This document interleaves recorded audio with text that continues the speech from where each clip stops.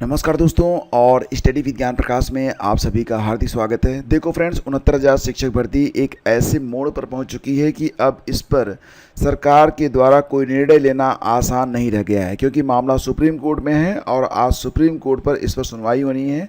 याचिका जो है वो अनारक्षित वर्ग के जो अभ्यर्थी हैं उनकी ओर से दायर की गई है और उन्होंने अपनी सेवा बनाए रखने के लिए यह याचिका दायर की है। आज लगभग आधा दर्जन से ज़्यादा जो वरिष्ठ वकील हैं, काफ़ी अच्छे जाने माने वकील हैं, वो इस मुद्दे पर अपनी राय रखेंगे सुप्रीम कोर्ट के समक्ष। फ़िलहाल ये मुद्दा अब काफ़ी अहम हो चुका है, क्योंकि यहाँ पर जो अनारक्षित वर्ग के अभ्यर्थी हैं उन्होंने एक तरीके से आरक्षण को भी चैलेंज किया है। उन्होंने कहा है कि फ़िलहाल जो आरक्षण है वो केवल एक स्तर पर लागू होना चाहिए, कई स्तर पर यहाँ पर आरक्षण क्यों लागू किया गया। और इसके अलावा और भी कई सारे बिंदु हैं जिस पर आज सुनवाई होनी है, यानी कि ये सुनवाई सभी के लिए बहुत ही अहम है, बहुत ही इम्पोर्टेंस रखती है।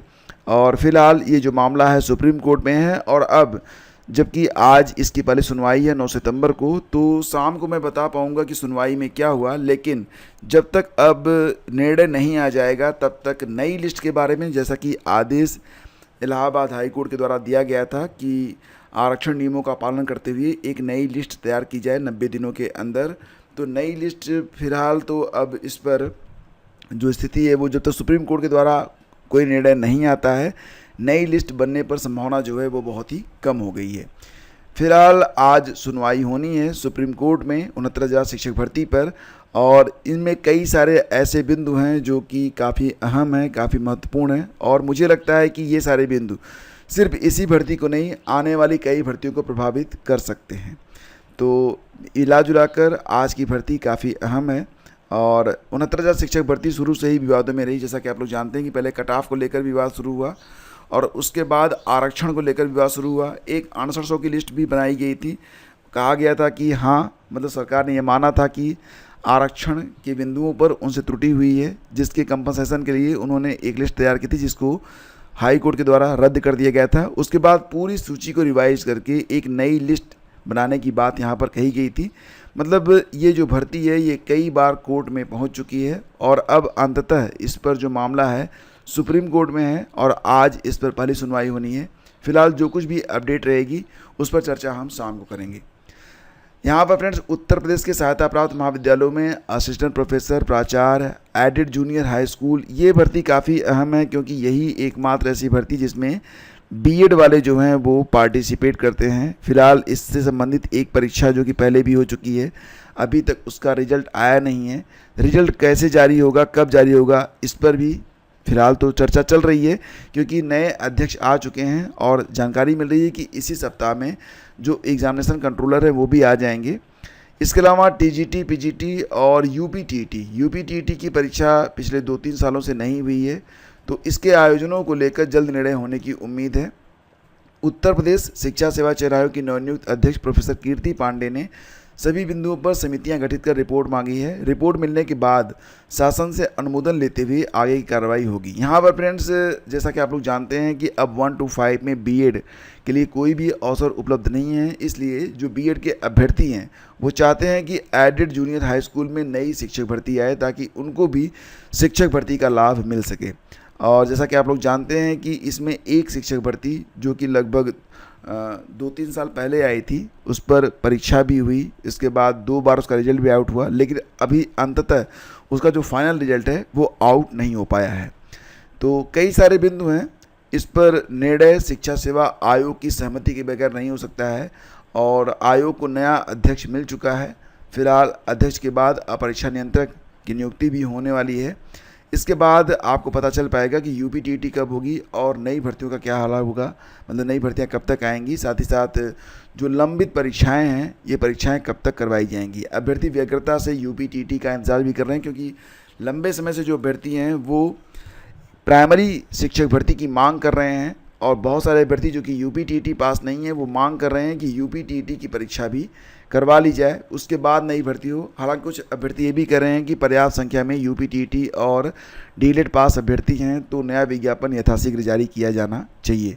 खैर, यहाँ पर जो मुख्य मुद्दा है वो रोज़गार का है और जिसका जिस प्रकार से लाभ होगा वो उसी प्रकार की मांग उठाएगा। जो यूपीटीटी नहीं है वो मांग करेंगे कि यूपीटीटी के बाद शिक्षक भर्ती आए, और जो लोग यूपीटीटी डीएलएड क्वालिफाई हैं वो मांग करेंगे कि जो शिक्षक भर्ती है वो यथाशीघ्र आए।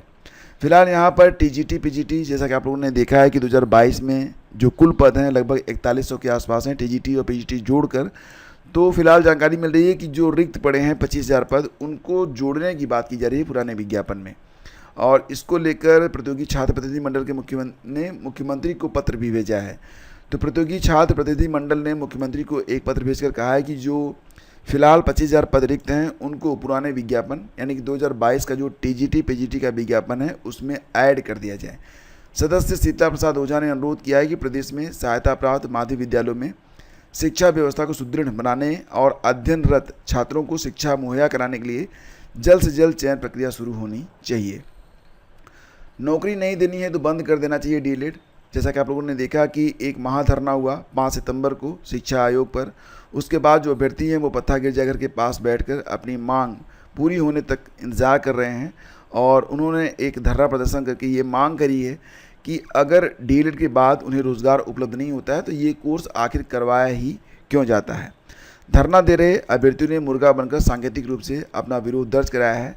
और जैसा कि आप लोग जानते हैं कि अभी हाल ही में अंबेडकर नगर में मुख्यमंत्री ने इस पर जो वीडियो था, और उसको मैंने कल अपलोड कर दिया था, इसका लिंक मैं आपको डाल रहा हूँ वीडियो के डिस्क्रिप्शन में। मुख्यमंत्री ने कहा है कि आने वाले समय में शिक्षा आयोग के द्वारा, पुलिस भर्ती आयोग के द्वारा और UPSSC के द्वारा बड़ी संख्या में भर्तियां की जानी हैं अगले 6 महीने में। और उन्होंने क्या बातें कही हैं इसका अगर ये आप जानना चाहते हैं तो लिंक वीडियो के डिस्क्रिप्शन में और पहले कमेंट में है, आप जाकर देख सकते हैं। फिलहाल जैसा कि पिछले महीने जो पुलिस भर्ती परीक्षा हुई फ्रेंड्स, तो उसमें कुल मिला के 2,79,000 अभ्यर्थियों ने बसों से फ्री में सफ़र किया है। सिविल लाइन्स डिपो की बसों में सर्वाधिक 67,050 लोगों ने सफ़र किया है। तो ये जो आंकड़े हैं ये प्रयागराज डिपो के हैं।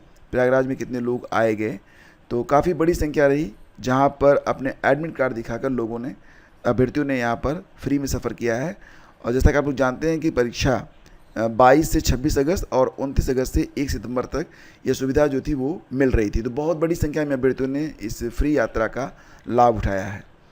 और जैसा कि आप लोग जानते हैं कि स्टाफ नर्स आयुर्वेद और स्टाफ नर्स यूनानी की जो परीक्षा कल संपन्न हुई है, पदों की संख्या जब विज्ञापन जारी हुआ था तो लगभग उसमें पद जो थे वो 300 थे, लेकिन 6 सितंबर को हाई कोर्ट के आदेश के बाद पदों की संख्या यहाँ पर कम कर दी गई है, और इसमें 162 पुरुष वर्ग और 18 पद महिलाओं के हैं। तो फिलहाल स्पर्धा जो है वो बढ़ गई है, लेकिन यहाँ पर उपस्थिति भी काफ़ी कम रही है। मतलब देखा जाए तो जो उपस्थिति है वो 45.25% और 36.55% ही रही, यानी कि अभ्यर्थियों की संख्या बहुत कम रही है। और देखो फ्रेंड्स, मैं आप लोगों से पुनः कहना चाहूँगा, current affair very important topic. इससे लगभग 25 से 26 प्रश्न यूपी PCS में और अन्य प्रतियोगी परीक्षाओं में भी सेम इसी प्रकार के प्रश्न बन रहे हैं। करंट अफेयर लास्ट टाइम में पढ़कर आप तैयारी नहीं कर सकते हैं, इसलिए आप लोगों से कह रहा हूँ कि करंट अफेयर आप लोग नियमित तौर से पढ़ते रहिए। हर महीने की PDF आपको यहाँ पर प्रोवाइड की जाती है। अगर आप डेली करंट अफेयर पढ़ना चाहते हैं तो आप हमारे ग्रुप से भी जुड़ सकते हैं, जहाँ पर आपको डेली करंट अफेयर शेयर की जाती है। मैंने वीडियोस भी बनाने स्टार्ट किए थे, लेकिन यहाँ पर ठीक ठाक रिस्पांस नहीं आने की वजह से मैंने वीडियोस बनाने बंद कर दिए हैं। हालांकि आप study-with-gyanprakash.com पर जाकर डेली का जो करंट अफेयर है उसको 1 लाइनर में पढ़ सकते हैं। और साथ ही साथ अगर आप चाहें तो लास्ट 8 मंथ के जो करंट अफेयर हैं, जो सीरियस एस्पिरेंट हैं, मैं बस उन्हीं से कहूँगा, क्योंकि जो सीरियसली तैयारी नहीं कर रहे हैं उनके लिए PDF जो है बहुत मायने नहीं रखती है, लेकिन जो सीरियस हैं उनकी हेल्प बहुत ज़्यादा करेगी ये PDF। इसमें लास्ट 8 मंथ के कंप्लीट करंट अफेयर हैं, जनवरी से लेकर अगस्त 2024 तक। तो अगर आप इस PDF को लेना चाहते हैं तो इसका लिंक वीडियो के डिस्क्रिप्शन में और पहले कमेंट में आपको मैं दे रहा हूँ। Thank you so much video friends. अगर आपको अच्छा लगता है तो इसे लाइक और शेयर कर दिया करें, और आप सभी के सहयोग की मुझे नितांत आवश्यकता है। मेरा सहयोग करें वीडियो को लाइक और शेयर करके, और अगर आप चैनल पर पहली बार हैं तो सब्सक्राइब कर लीजिएगा। धन्यवाद, thank you, have a great day, जय हिंद।